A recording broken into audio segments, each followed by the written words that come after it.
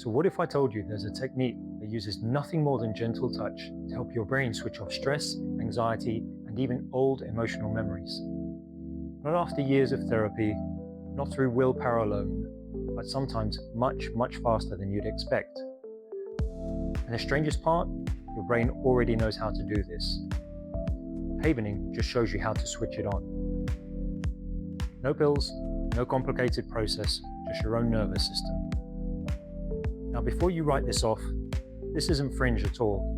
It's being used by therapists, trauma specialists, and performance coaches all over the world. And when it works, it can feel surprisingly fast. It's called havening, and in the next few minutes, I'm going to show you exactly what it is and how it works, and why some very well-known names are quietly using it. Havening was developed by Dr. Ronald Ruden, a New York-based neuroscientist and physician, alongside his brother, Dr. Stephen Ruden. In the early 2000s, Ronald was trying to answer a simple but frustrating question. Why does tapping on the body, as used in techniques like EFT, actually work? What he discovered went far beyond tapping. He identified a specific neurological mechanism, a way to use gentle touch to directly alter the chemistry of the brain.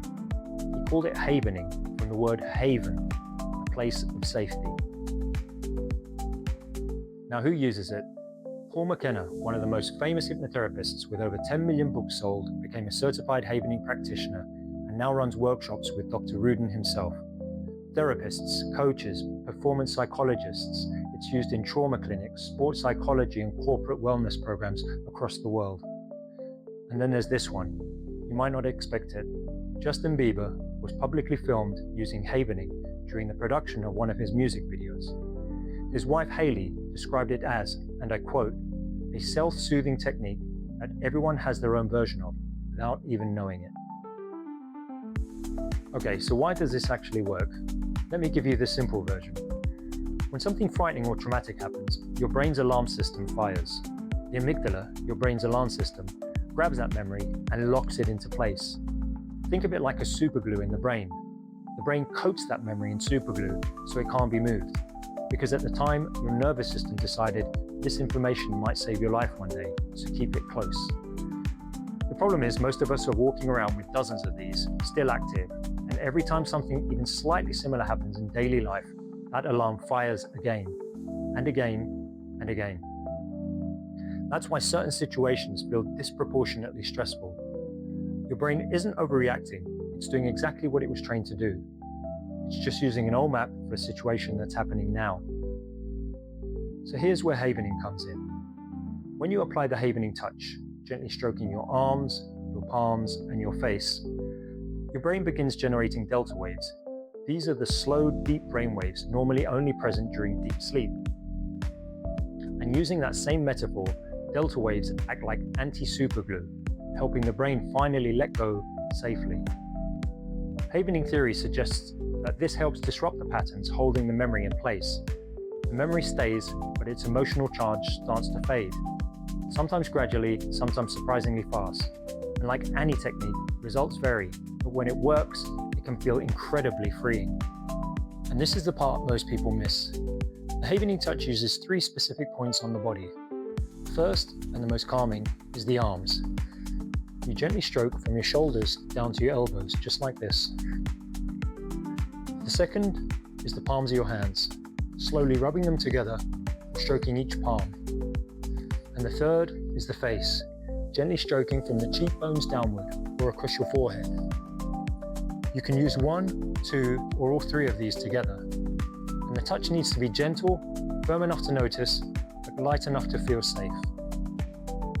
So how does the standard havening session actually work then? You start by bringing a specific memory, feeling, or situation to mind, something that causes stress or anxiety when you think about it.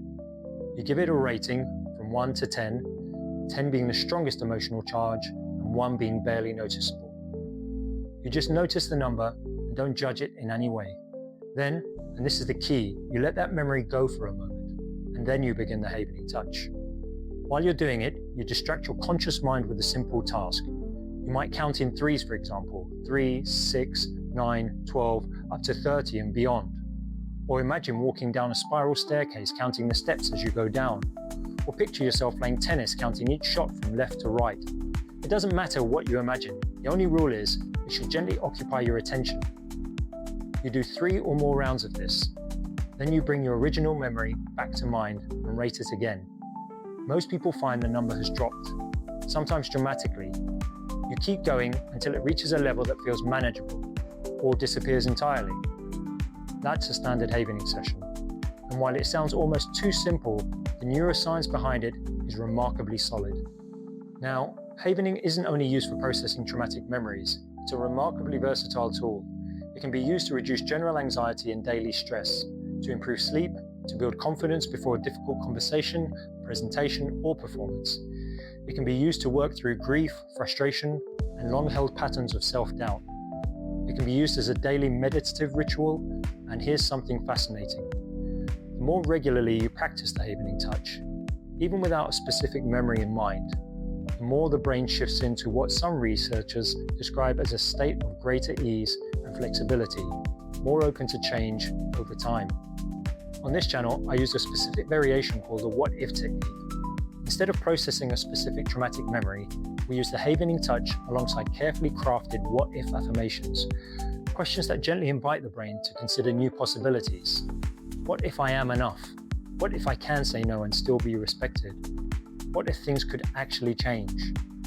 Because the brain resists statements but leans into questions. And while your brain is considering the question, the Havening touch is quietly doing its work. Every video on this channel is built around this approach. And if you want to try it right now, there are full practice sessions waiting for you. Havening is one of those things that sounds almost too simple until you feel it working. If you're curious, try it for yourself. And if this was useful, please subscribe. There are full Havening sessions on this channel for confidence, saying no, releasing the past, and much, much more. All free, all waiting for you. And if you do try it, please let me know how it feels in the comments below. And until next time, let go and flow.